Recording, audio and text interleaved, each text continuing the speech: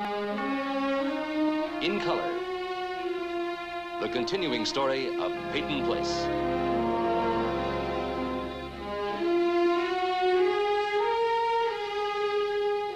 Starring Dorothy Malone as Constance Mackenzie, Ed Nelson as Michael Rossi, Ryan O'Neill as Rodney Harrington, Barbara Parkins as Betty Anderson, Tim O'Connor as Elliot Carson, Christopher Connolly as Norman Harrington, Patricia Morrow as Rita Harrington, James Douglas as Stephen Cord. Peyton Place is brought to you by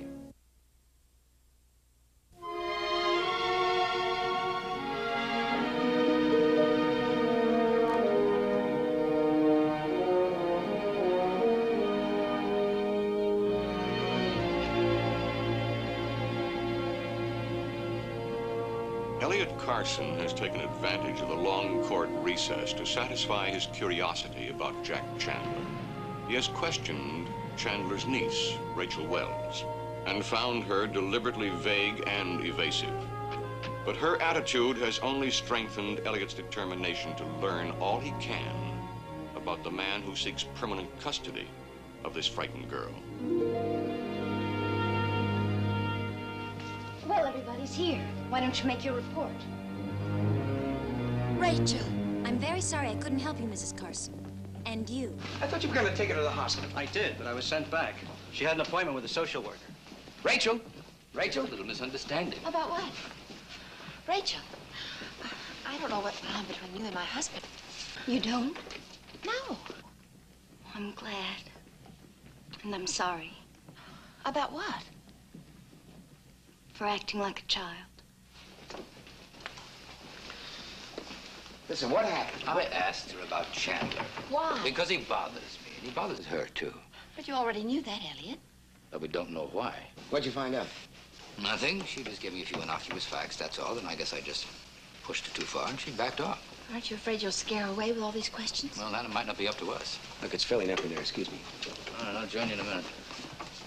Is there a chance that Chandler might retain custody of Rachel? Sure, there's a good chance. I mean, on paper, he's a logical guardian. We're not going to be able to convince anybody otherwise unless we get Rachel's help. She did tell me a couple of interesting things, though. You know, her Aunt Lucy married a man she didn't know anything about. It was like he came out of nowhere with no belongings, no past. Just him and a marriage certificate. That brings up a lot of questions, doesn't it? You think Rachel has the answers? I don't know. But it goes beyond the beatings and the mistreatment. Something deep down. Maybe it started when she was a child. The fact that that man might have come in contact with Allison gives me the creeps. But we don't know that she did, you know. But we don't know that she didn't. Eli's waiting for me and the baby needs a feeding. I'll see you later. Bye-bye.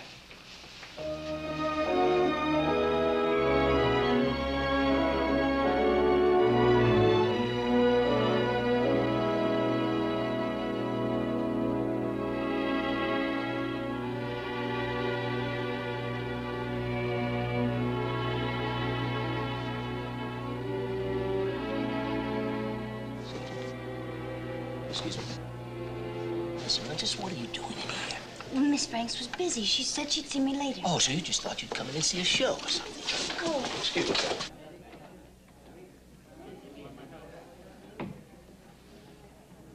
But I wanted to be with you. Well, listen, you just can't. Not now, not here and there. Now, you come with me.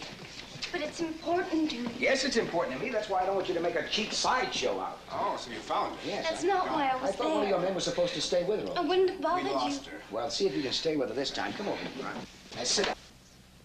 I didn't mean to intrude. Whether you meant to or not, you did, Rachel.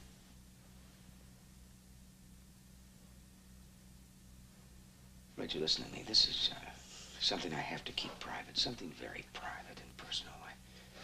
I have to keep it separated from everyone else, including you. Now, will you just stay put? Whoa, hey, watch that kind of stuff, Doctor.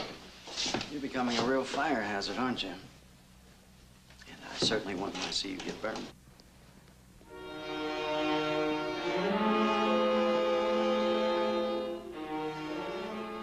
He's the one, isn't he? The one that murdered Anne? Well, I hope they hurt him as much as he's hurt you.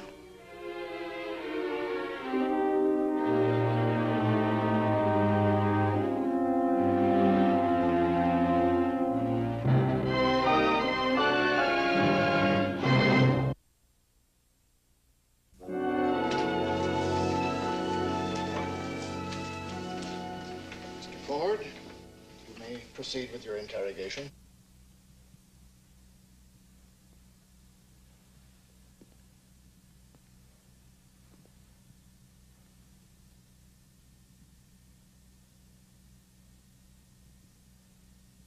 You saw Anne on the bluff? Yes. Did you speak with her? Yes. What was your purpose in coming to the bluff that afternoon, Mrs. Cord? I had to see Anne again. I had to talk to her. Why? Because when she left the house, she was so upset. I was afraid she might do something foolish. So the compassionate mother went after her, be by her side. Weren't you a little late? Objection, Your Honor. Sustained. Mr. Cord.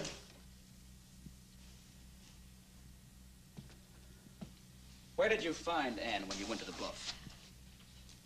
She was standing out near the edge, looking down at the sea. She seemed to be in sort of a trance. She kept moving closer and closer to the edge, and then some ground gave way under her feet, and I was afraid she was going to fall. Or jump? Yes. Objection. Counselor's leading the witness. Sustained. What happened after you thought she was going to fall? Well, I called out to her. It seemed to startle her. Oh, Stephen, I know what you're thinking, but she didn't fall then. She didn't fall then? When did she fall? She didn't fall at all, Stephen. She was pushed. He pushed her. That's a lie. I didn't push anybody.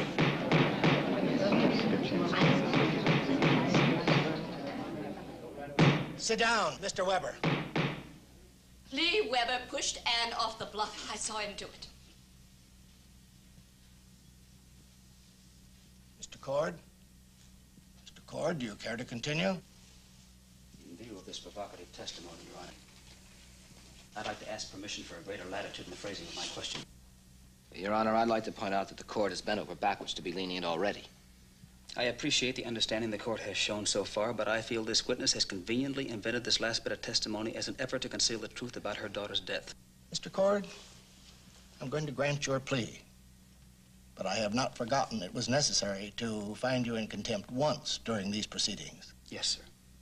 Proceed, gentlemen. Thank you, Your Honor. You said you saw Lee Weber push Ann Howard off the bluff. I did, Stephen, I swear. Oaths aren't necessary. You've already taken one. When did you see Lee push Ann? After I'd finished talking with her, I started to leave. And then I heard the sound of his motorcycle coming. How did you know it was Lee Weber's? Well, I didn't until I saw him on it. Where were you when you saw him approaching? I was on the road a little way past the house. Where was Ann? She was still on the bluff. And what did you do when you saw Mr. Weber approaching? Well, I stepped off the road and hid behind some trees. To your knowledge, did the defendant see you? I don't think so. At least he kept right on coming. What did you do? I didn't know what to do. I was frightened. Frightened of what? The sound of that motorcycle bearing down on me on that lonely road. The look on his face. I just waited until I heard the motor stop. And then I started back toward the house. I started running, and then I saw them. They were out near the bluff.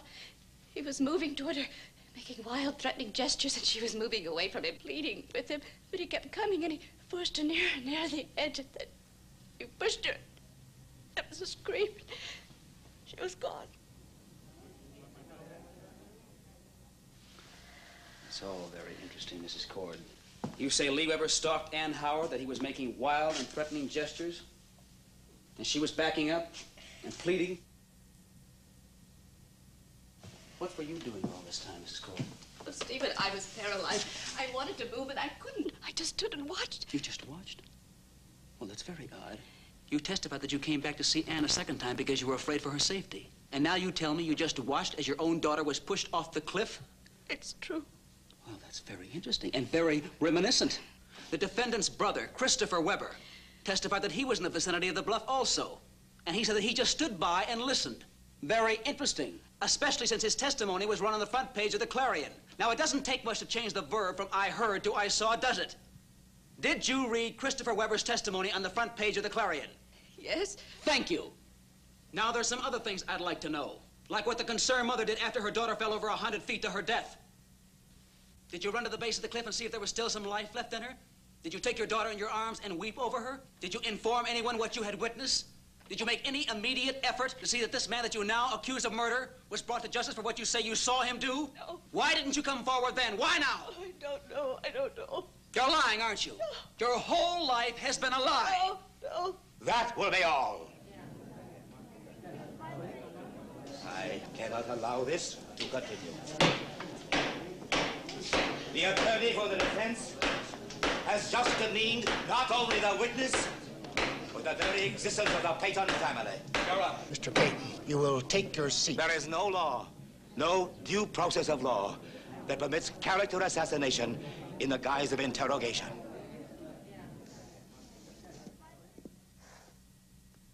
The name of this county is PEYTON.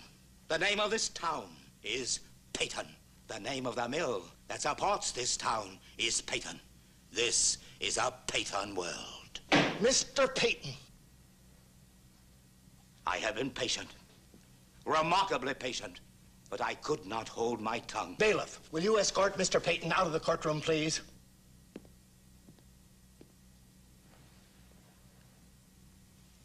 Mr. Payne.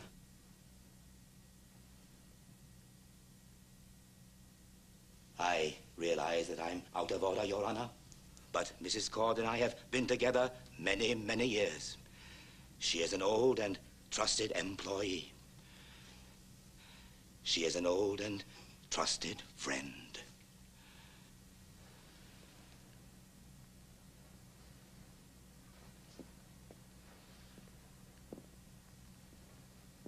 Bailiff, you may step aside.